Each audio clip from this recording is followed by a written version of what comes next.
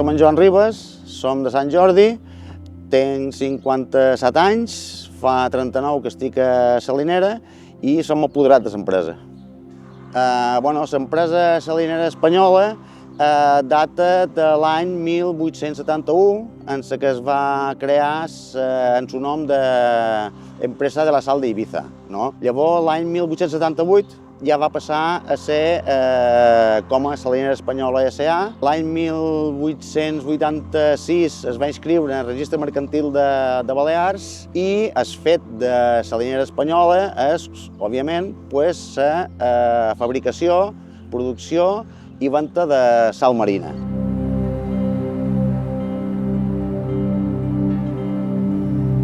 Actualment traiem unes 60-70.000 tonelades a l'any que van destinades en el mercat internacional, carreteres, algo d'alimentació també a l'estranger i llavors el mercat nacional ho enviam a Galícia per alimentació, conserveres i unes salines que té l'empresa també a Sant Pere del Pinetà, que els va adquirir als anys 20 i que també fan una producció de sal superior a la nostra, vull dir, estem parlant entre 80 i 100.000 tonelades a l'any. Però nosaltres li enviam unes 15.000, 17.000 tonelades a l'any també per la comercialització i venda a la península.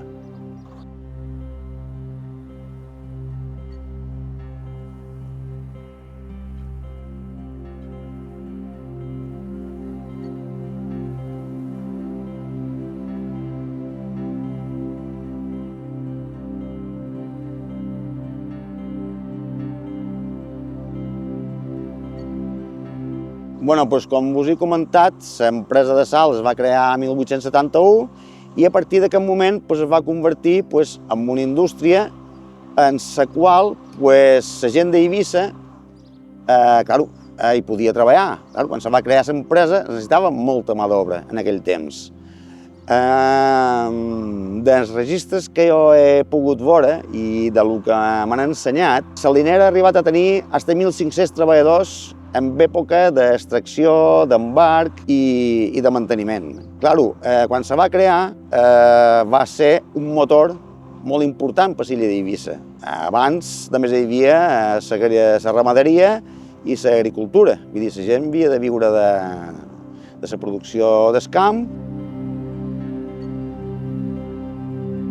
Salinera va portar aquest valor afegit contratant a la gent de l'illa perquè a més pogués tenir aquest sou fixo que en aquell moment es pagava cada setmana, es va modernitzar, hi havia una locomotora que era la que duia la sal per embarcar aquí en els barcos que venien. Antigament quedaven fondejats, hi havia un tren marítim amb barcasses que era les que rebien la sal aquí a la canal i llavors el tren marítim ho duien a embarcar en els barcos que estaven fondejats. Actualment tenim un port, un espigó, és únic i exclusivament per carregament de sal. Podem carregar barcos que s'enduen unes 6.200 tonelades com a màxim de sal.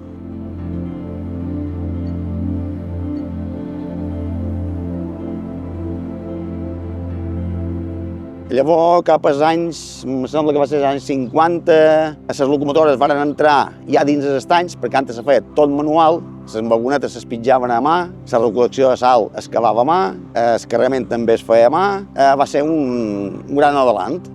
Després ja van començar a posar les màquines carregadores més pesades, petites, i ha anat evolucionant així fins ara, que tenim les pales grosses, que tenen una capacitat de càrrega de 4.500 quilos per pala. L'evolució és important. Avui en dia som a l'empresa treballant 12. O sigui, ja podem imaginar, des d'aquells anys que es va crear la Salinera, que hi havia hagut fins a 1.500 persones, la importància de la maquinària i la revolució industrial, diguem, dins l'empresa.